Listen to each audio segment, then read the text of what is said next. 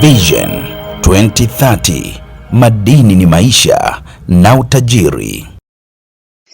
Ameeleza kuwa upandaji wa miti ni mojawapo ya njia mahususi na endelevu za kukabiliana na changamoto hizo, akisisitiza kuwa mti unaopandwa na kutunzwa leo una mchango mkubwa katika kuleta mvua, kuhifadhi vyanzo vya maji, kulinda ardhi kwa ajili ya uzalishaji wa chakula na kuimarisha ustawi wa wananchi wa sasa na vizazi vijavyo. Aidha, Rais Samia amesema suala la uhifadhi wa mazingira ni miongoni mwa nguzo muhimu za utekelezaji wa Dira ya Taifa ya Maendeleo 2050, hususan katika eneo la uhifadhi wa mazingira na ustahimilivu wa mabadiliko ya tabia nchi. Ameongeza kuwa kwa makisio ya idadi ya watu kufikia milioni 70 katika miaka ijayo, endapo Watanzania milioni 30 watapanda mti mmoja kila mwaka na kuutunza hadi ukue, taifa litakuwa na ongezeko kubwa la miti na mazingira endelevu.